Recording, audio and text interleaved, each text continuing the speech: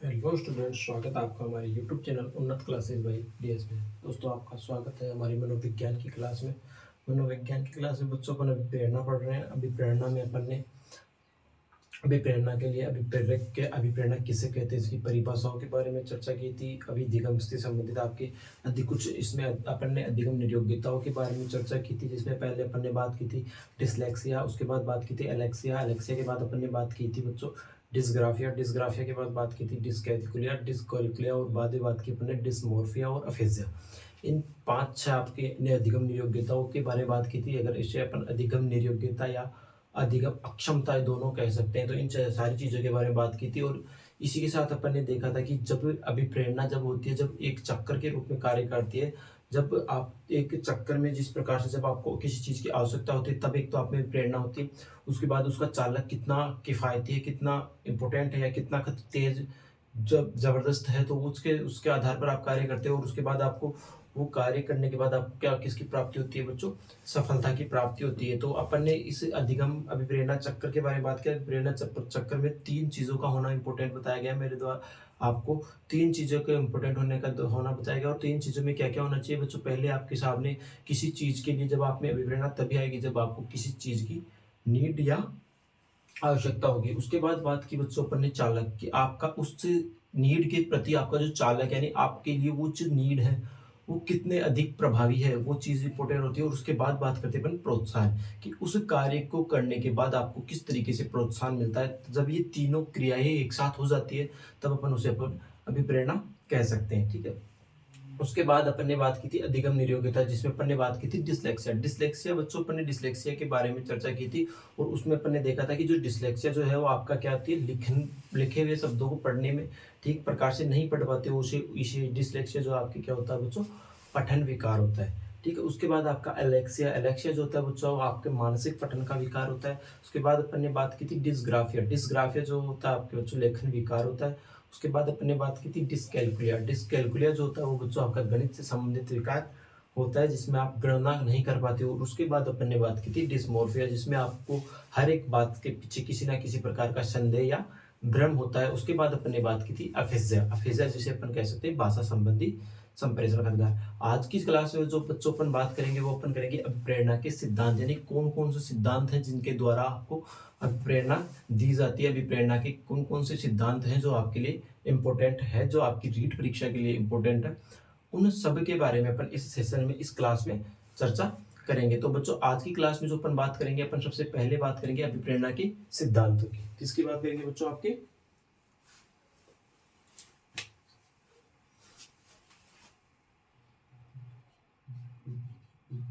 अभिप्रेरणा के सिद्धांत। ठीक है। अभिप्रेरणा के सिद्धांत बच्चों, अभिप्रेरणा के सिद्धांत क्या क्या होते हैं? थ्योरीज ऑफ मोटिवेशन अपन ने अधिगम के सिद्धांत देखे थे, वो आपको अधिगम को इंगित करते थे। अब अपन बात करेंगे वो अपन करेंगे अभिप्रेरणा के सिद्धांतों में। बच्चों, अभिप्रेरणा के सिद्धांत में जो सबसे पहला जो सिद्धांत अपन ने बात करेंगे वो अपना करेंगे मनोविश्लेषणवाद का सिद्धांत। मनोविश्लेषण मनोविश्लेषणवाद का सिद्धांत, यानी कि बच्चों ये एकमात्र ऐसा सिद्धांत यानी एकमात्र जो आपके किसके द्वारा दिया गया, ये बच्चों आपके फ्राइड के द्वारा दिया गया। बच्चों, फ्राइड का जो एकमात्र, फ्राइड से मनोवैज्ञानिक है, मनोविज्ञान में मुख्य रूप से जो आपकी रीढ़ से संबंधित है, उसमें एकमात्र ऐसे मनोवैज्ञानिक जो जिन्होंने हर क्षेत्र का सिद्धांत दिया, उन्होंने विकास का सिद्धांत उन्होंने दिया, अधिगम का सिद्धांत उन्होंने दिया, मनो इसके बुद्धि का सिद्धांत इन्होंने दिया है, अभिप्रेरणा का सिद्धांत इन्होंने दिया है, कि मतलब हर प्रकार की सिद्धांत आपके फ्राइड ने दिया। नहीं कि तो जितना सिद्धांत या जितना प्रयोग आपके फ्राइड ने किया है मनोविज्ञान पे, शायद किसी ने किया हो। तो बात करेंगे अपन सिगमंड फ्राइड का मनोविश्लेषणवाद का सिद्धांत। जो ये कहता है कि बालक के अंदर 2 प्रकार की ग्रंथियां पाई जाती है, 2 प्रकार की ग्रंथियां होती है, जिसे अपन कह सकते हैं एक आपका इरोज होती है, एक आपका थर्नेरोस होती है। यानी 2 प्रकार की मूल प्रवृत्तियां होती है, ग्रंथियां नहीं बच्चों, मूल प्रवृत्तियां। इन्होंने क्या बताया इस सिद्धांत से संबंधित? 2 मूल प्रवृत्तियां,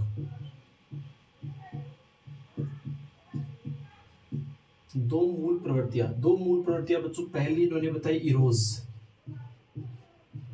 दूसरी इन्होंने बताई थैनेटोस। इन्होंने मोटिवेशन के लिए 2 भी प्रेरणाएं बताई, 2 आपकी मूल प्रवृत्तियां बताई, एक तो आपकी इरोज और दूसरी आपके थैनेटोस। तो इरोज को अपन इसको अपन कह सकते हैं निर्माणात्मक, यानी जब बालक में ये इरोज मूल प्रवृत्ति है ये तो आपके निर्माणात्मक होती है, निर्माणात्मक, और ये जो आपके थैनेटोस होती है वो आपके विध्वंसात्मक होती है।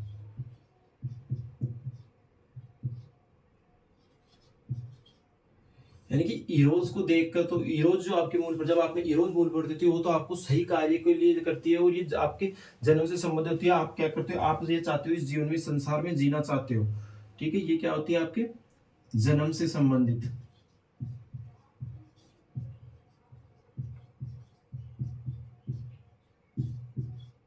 इसमें आप क्या चाहते हो, इसमें आप चाहते हो कि आपका इस जन्म से हो, आप इसके अंदर आप जन्म करो और हमेशा जन्म की संबंध, यानी आप इस जीवन में रहने के लिए कई प्रकार के कार्य करते हो, और उसमें आपको कैसे कार्य करने होते हैं, जब इरोज प्रवृत्ति होती है तब आप कैसे कार्य करोगे बच्चों, सकारात्मक, ठीक है। फिर बात करते हैं अपन थैनेटोस, जिसे कह सकते हैं अपन विध्वंसात्मक। ये आपके मृत्यु से संबंधित प्रवृत्ति होती है। इसमें आप चाहते हो कि मुझे इस संसार में नहीं रहना, इस संसार की मोह माया से दूर जाना है, और ये आपके नकारात्मक हो सकती है, यानी ये विनाशात्मक होती है। इसमें आप किसी कार्य को किसी चीज का निर्माण करने के बारे में नहीं, जबकि उस चीज का निर्माण करने के बजाय आप उसका विनाश करने के बारे में विचार करते हो। तो इस प्रकार से ये बच्चों दो तरह की दिशा में आगे बढ़ती है। ये तो आपके जो इरोज है ये तो आपको सकारात्मक कार्य करने के क्षेत्र में आगे बढ़ाती है, सकारात्मक कार्य करने के लिए प्रेरित करती है।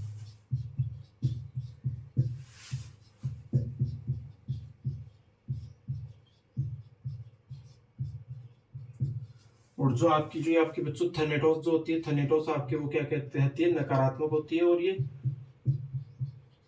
नकारात्मक कार्य के लिए प्रेरित करती है।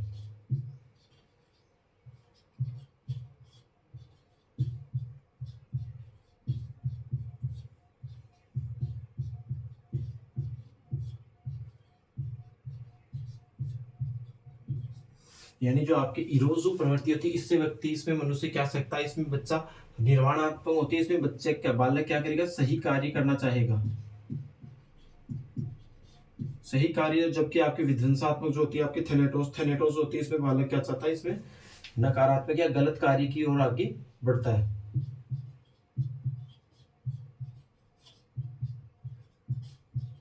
यानी कि मनोविज्ञान में ये कहा गया है कि मनोविज्ञान जो आपका है, ये जो मनोविश्लेषणात्मक सिद्धांत का है, जो अभिप्रेरणा से संबंधित, ये कहते हैं कि एक जो बालक होता है उसमें बच्चों दो प्रकार की मूल प्रवृत्तियां पाई जाती है, जिसमें एक होती है आपकी इरोज और दूसरी होती है आपकी थैनेटोस। बच्चों इरोज में होता क्या है, इरोज में बच्चा क्या करता है, किसी कार्य का, किसी चीज के निर्माण के क्षेत्र में आगे बढ़ता है, और वो सही क्षेत्र, सही के क्षेत्र में, यानी अच्छे कार्य के क्षेत्र में, अच्छे कार्य के क्षेत्र में कार्य करता है, अच्छी योग्यता के क्षेत्र में कार्य करता है, जो या सही कार्य की ओर अग्रसर होता है। जबकि आपके जो जिस बच्चे में विध्वंसात्मक, जो थैनेटोस प्रवृत्ति होती है वो आपकी विध्वंसात्मक होती है। हमेशा इसमें बच्चा हमेशा गलत कार्य से संबंधित विचार अपने विचार में, अपने जहन में लाता है। तो बच्चों ये पहला सिद्धांत जो आपका है वो आपका किसने दिया था, आपके सिगमंड फ्राइड ने। किस कौन सा सिद्धांत, मनोविश्लेषणवाद का सिद्धांत। किससे संबंधित दिया बच्चों, ये आपको अभिप्रेरणा से संबंधित सिद्धांत आपके इन्होंने दिया था। इसमें होता क्या है कि बालक शुरू में जब बच्चे में दोनों मूल प्रवृत्तियां पैदा हो जाती है, तब बच्चा इस समाज में एक सक्रिय व्यक्ति बन जाता है, और वो निर्माण के क्षेत्र में अगर कोई कार्य, सही कार्य अगर वो करना चाह रहा है, तो उसमें बच्चों आपकी इरोज मूल प्रवृत्ति प्रेक्षित हुई है। जबकि कोई नकारात्मक क्षेत्र में जो कार्य करता है वो आपका थैनेटोस है। यानी कि जो आपकी इरोज होती है वो तो बालक को उचित कार्य करने के लिए प्रेरित करती है, जबकि जो थैनेटोस प्रकार की जो मूल प्रवृत्ति वो बच्चे को अनुचित कार्यों के लिए प्रेरित करती है। ठीक है, ये बच्चों हो गया आपका पहला सिद्धांत, आपके मनोविश्लेषणवाद का सिद्धांत, जो किसने दिया था, आपके सिगमंड फ्राइड ने।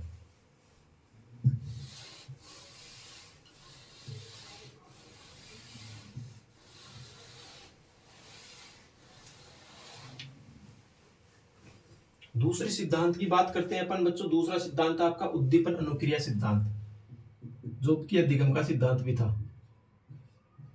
उद्दीपन अनुक्रिया सिद्धांत, उद्दीपन अनुक्रिया सिद्धांत। या उद्दीपन अनुक्रिया अधिगम का सिद्धांत बच्चों किसके द्वारा दिया गया था? स्किनर के द्वारा दिया गया था। स्किनर ने किस पर प्रयोग किया था बच्चों?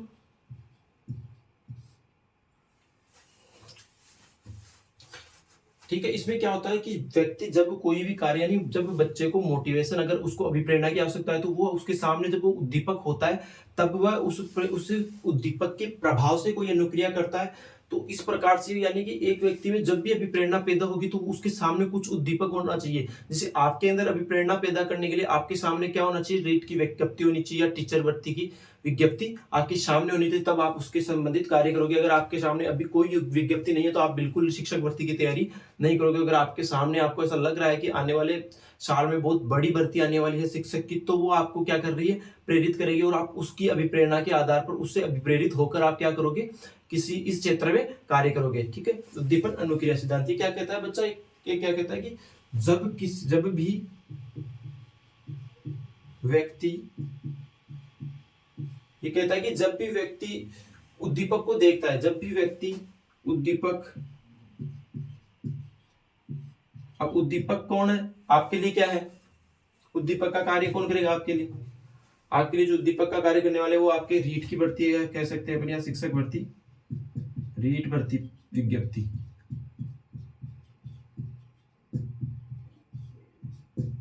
ये आपके अंदर क्या करेगा? उद्दीपक का कार्य करेगा। जब आपके सामने रीट की भर्ती की विज्ञप्ति आएगी, जब ये आपके सामने होगी तो आपके अंदर ऑटोमेटिकली क्या आएगी? अभिप्रेरणा आएगी।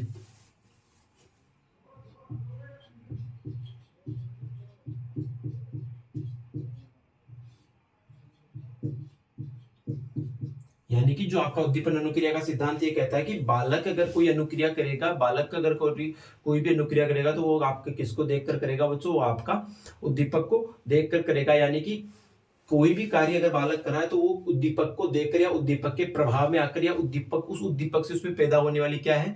अभिप्रेरणा है। बालक में जब भी अभिप्रेरणा आएगी, अभिप्रेरणा किससे पैदा हो रही है बच्चों? उद्दीपक से। उद्दीपक से क्या पैदा होती है बच्चों? अभिप्रेरणा उत्पन्न। उद्दीपक से क्या पैदा हो रही है बच्चों? अभिप्रेरणा पैदा। और उद्दीपक आपके लिए क्या है? रीट भर्ती विज्ञप्ति है। रीट भर्ती विज्ञप्ति को देखते ही आप में जोश आता है, आप ये सोचते हो कि मैं तो अब तो तैयारी के लग जाता हूँ। आप 2-3-4-5 महीने कहीं ना कहीं बाहर लाइब्रेरी वगैरह ज्वाइन करते हो, कोचिंग करते हो, सेल्फ स्टडी करते हो, यानी कि आप ये अनुक्रियाएं करते हो। लेकिन ये क्यों कर रहे हो आप? जब तक आपके सामने कोई विज्ञप्ति नहीं थी तो आप बिल्कुल नो टेंशन होकर इधर उधर घूमते रहते थे। आपने क्या नहीं की? तैयारी नहीं की।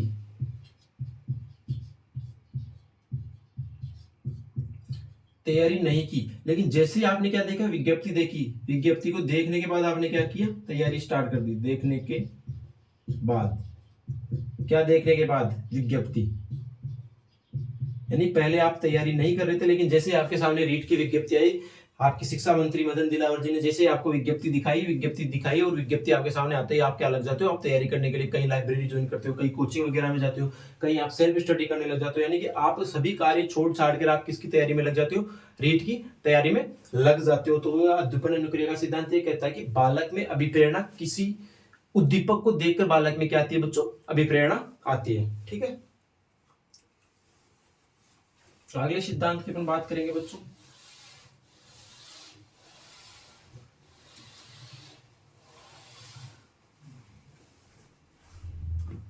अगले सिद्धांत की बात करेंगे बच्चों अपन अभिप्रेरणा का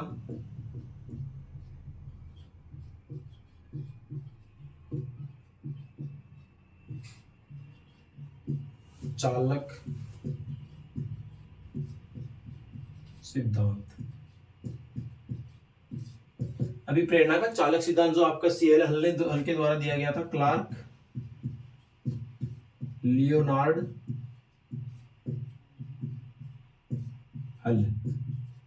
किसने दिया बच्चों ये सिद्धांत? आपके क्लार्क लियोनार्ड हल ने ये आपको सिद्धांत दिया। किसका सिद्धांत? अभिप्रेरणा का चालक सिद्धांत। इसमें क्या होता है कि बच्चों आपका प्रेरक जितना तीव्र होगा उतनी आपकी अभिप्रेरणा में तीव्रता आएगी। जितनी तेज आपको भूख लगेगी उतनी ज्यादा आप दौड़कर खाना खाने दौड़कर जाओगे। और उद्दीपक आपका जितना कमजोर होगा, जितना कमजोर आपका अभिप्रेरक होगा, उतने ही धीरे आप उतनी ही अभिप्रेरणा आपके मंद गति से आएगी। ये सिद्धांत क्या कहता है कि क्या है, चालक चालक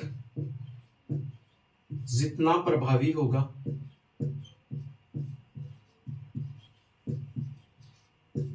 होगा अभिप्रेरणा भी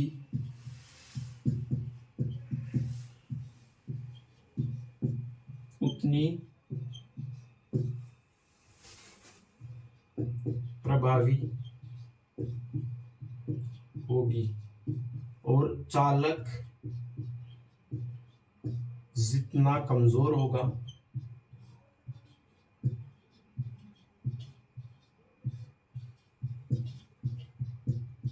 आपकी अभिप्रेरणा भी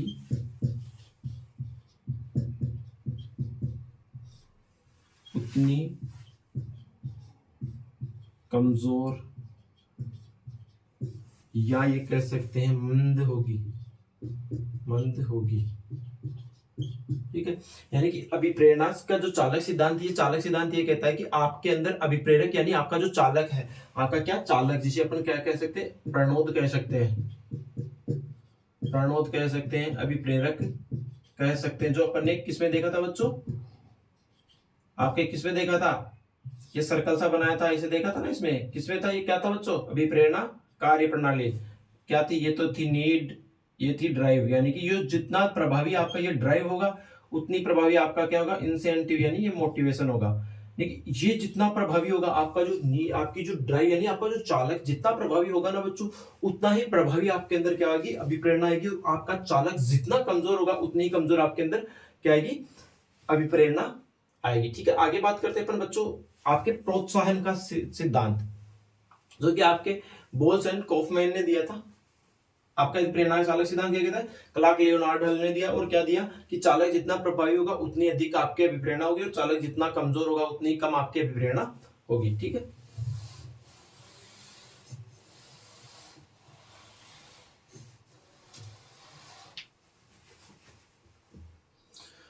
आगे बात करते हैं बच्चों प्रोत्साहन का सिद्धांत।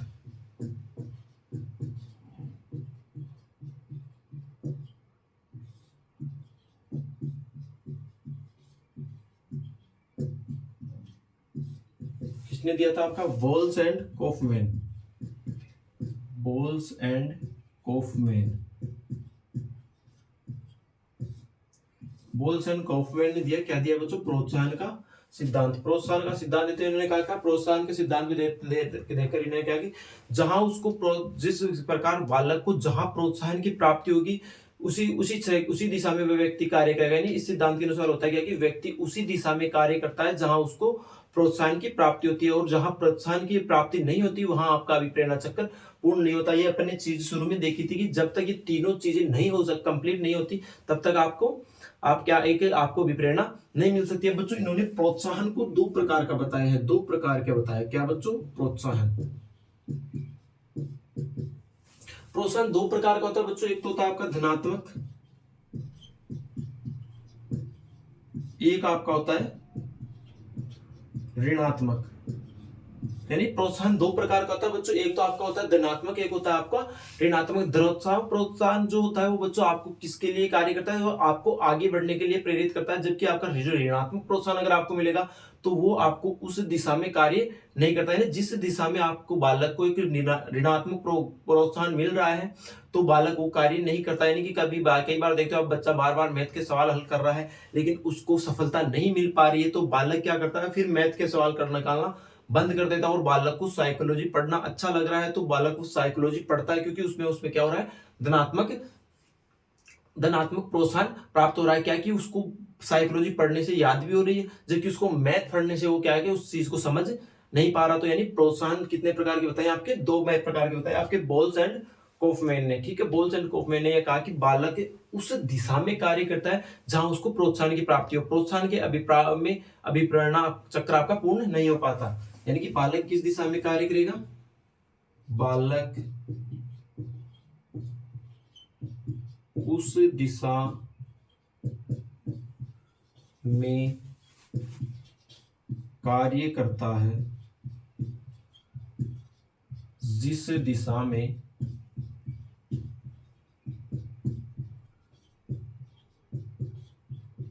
प्रोत्साहन की प्राप्ति होती है। प्रोत्साहन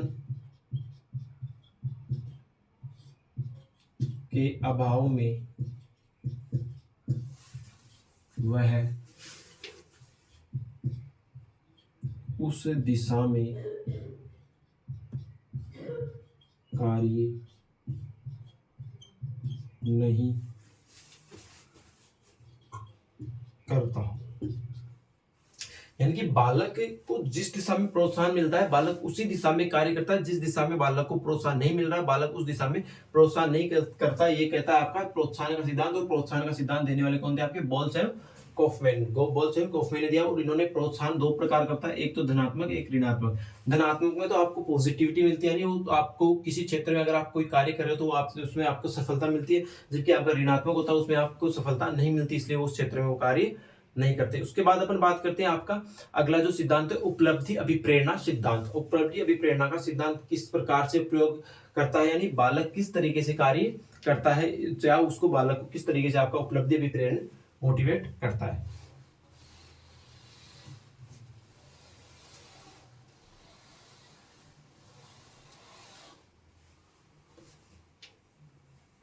उपलब्धि आपका चौथा है या पांचवा है? तो चौथा है, पांचवा है।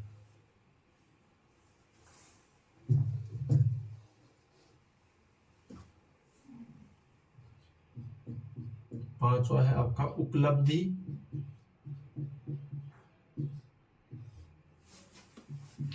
अभिप्रेरणा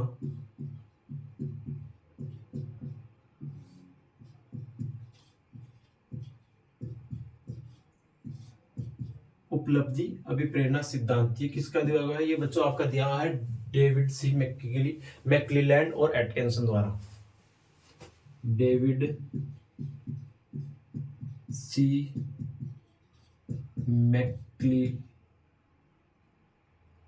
मैक्क्लेलैंड एवं एटकिंसन द्वारा। यानी कि जो आपका उपलब्धि प्रेरणा का सिद्धांत वो आपका किसने दिया था? आपके उपलब्धि प्रेरणा का सिद्धांत दिया था वो आपका डेविड सी मैक्क्लेलैंड या मैक्क्लेलैंड और एटकिंसन ने दिया था। और इन्होंने ये कहा था कि जब व्यक्ति के सामने कोई अवसर उपलब्ध होता है तो वह उस क्षेत्र में तैयारी करना चाहता है, उस क्षेत्र में वो कार्य करता है। जब व्यक्ति या बालक या मनुष्य के सामने कोई अवसर नहीं होता है तो वो उस क्षेत्र में कार्य नहीं करता। तो ये क्या कहते हैं? ये कहता है कि यह सिद्धांत कहता है कि कोई भी व्यक्ति उससे प्रेरित होता है, उस समय प्रेरित होता है जब उसके सामने व्यक्ति के सामने कोई अवसर उपलब्ध हो। जैसे बच्चे के सामने अगर तृतीय श्रेणी भर्ती परीक्षा की सूचना का अवसर वो मानता है और वो सभी लोग उसके लिए कहते हैं आप तैयारी करते हो, ठीक है। ये क्या कहता है बच्चा? यानी उपलब्धियां अवसर के आधार पर अभिप्रेरित होता है।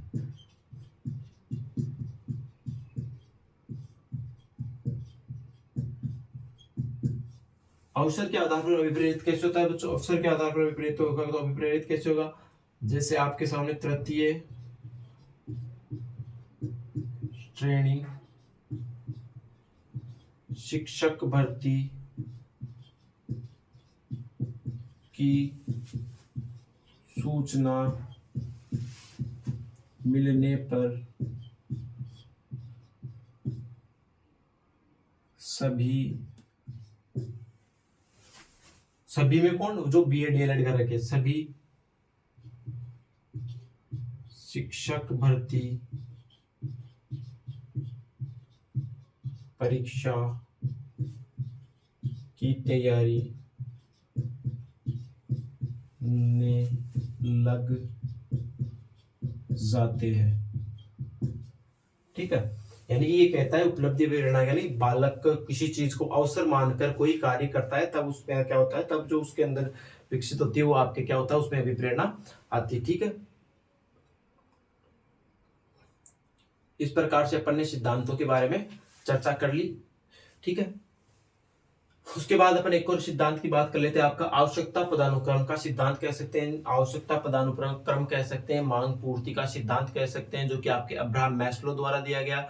और उसमें उन्होंने एक सोपान के रूप में, एक त्रिभुजी रूपी एक सोपान के रूप में इन्होंने बताया और कहा कि बालक को इस समाज में किस तरीके से रहने के लिए, यानी इस समाज में किन किन चीजों की आवश्यकता होती है जिससे उसकी मांग की पूर्ति होती है, इन सारी चीजों के बारे में उसने बताया। चलो इस सिद्धांत के बारे में चर्चा करते हैं।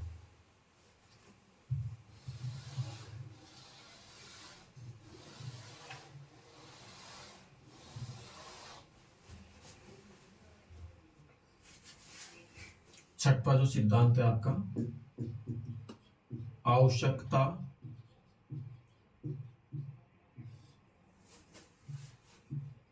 पदानुक्रम या मांग पूर्ति का सिद्धांत किसने दिया? Abraham Maslow. किसने दिया? Abraham Maslow. कहाँ के थे? अर्थशास्त्री थे। क्या थे ये बच्चों? अर्थशास्त्री।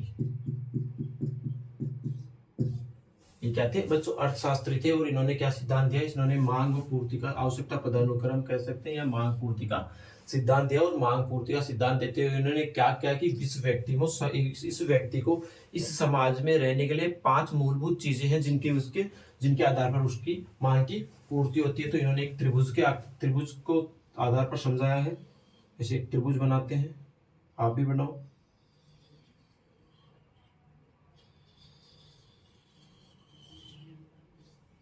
ठीक है, 5 प्रकार से बताया ना बच्चों। ये आपका पहला, ये आपका दूसरा, ये आपका तीसरा, ये आपका चौथा।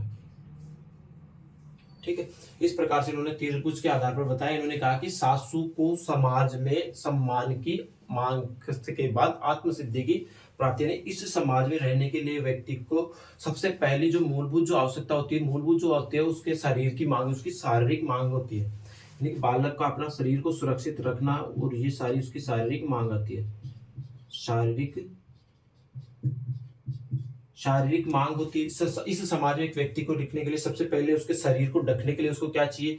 कपड़ा, मकान वगैरह ये चीज चाहिए। उसके बाद आती है, दूसरी बात आती है सुरक्षा की मांग। भाई इस समाज में वो रह रहा है तो सुरक्षा की भी मांग करेगा कि इस समाज में वो सुरक्षित भी है या नहीं, सुरक्षा की मांग करता है। उसके बाद इस समाज में कई प्रकार का, इस समाज से वो एक आशा रखता है कि मुझे इस समाज में कोई सम्मान मिले।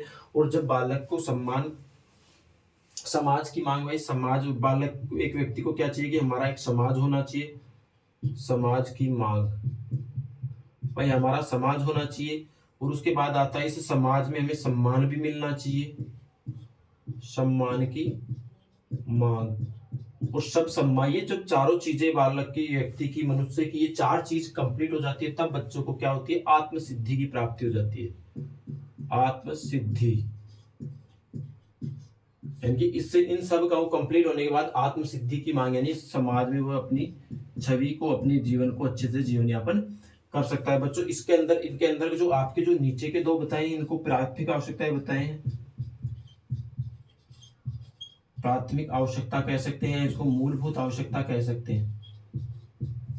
प्राथमिक आवश्यकता कैसे बच्चों? प्राथमिक आवश्यकता इस वजह से कि इसमें क्या चाहिए? बालक को पहले तो शारीरिक रूप से अपने को सुरक्षित रखने के लिए क्या चाहिए? कपड़ा, मकान। ठीक है, और सुरक्षा के रूप में इसको सिक्योरिटी भी चाहिए, रोटी, कपड़ा, मकान। यानी कि ये इस समाज में प्राथमिक आवश्यकता क्या है बच्चे की? व्यक्ति की रोटी, कपड़ा, मकान, जिनके आधार पर वो इस समाज में एक अपनी छवि बना सकता है। उसके बाद आता है आपके समाज की मांग। समाज की मांग में अपन देखते हैं बच्चों, इसमें बालक को क्या चाहिए? स्नेह की मांग होती है। यानी इस समाज में व्यक्ति को स्नेह, एक दूसरे, इस समाज के लोग इस समाज में वो अपने स्नेह से रहे, ताकि, और स्नेह से कब रहेगा? जब उसका भरा पूरा परिवार रहेगा। भरा पूरा परिवार, यानी कि जिसमें मम्मी, माता, पिता, दादा, दादी, बेटा, बेटी, ये सारे उसमें हो, जिससे वो प्रेम के साथ रह सके। उसके बाद बात करते हैं अपन उसके अगले जो सम्मान की मांग, उसमें क्या आता है, बालक को इस परिवार में, इसमें समाज में क्या चाहिए बच्चों, बालक को समाज में या तो कोई पद होना चाहिए या कोई प्रतिष्ठा होना चाहिए। समाज में सम्मान की मांग। अब सम्मान के लिए बालक व्यक्ति को क्या चाहिए, इस समाज में कुछ पद चाहिए या प्रतिष्ठा चाहिए, यानी कि उसको किस तरीके से व्यक्ति या मनुष्य उसको देख रहे हैं। तो उसके बाद आता है आपका इन दोनों चीजों को अपन ने शामिल किया है, आपके इस अभिप्राय मेल्टन ने शामिल किया है द्वितीयक आवश्यकता या द्वितीय क्या है, द्वितीयक आवश्यकता। ठीक है, ठीक है। उसके बाद है आपका आत्मसिद्धि। जब आत्मसिद्धि की प्राप्ति हो जाती है तो व्यक्ति में क्या हो जाता है, पूर्ण संतोष की प्राप्ति हो जाती है। पूर्ण संतोष की प्राप्ति हो जाती है और इसे अपन क्या कह सकते हैं, उच्चतर आवश्यकता।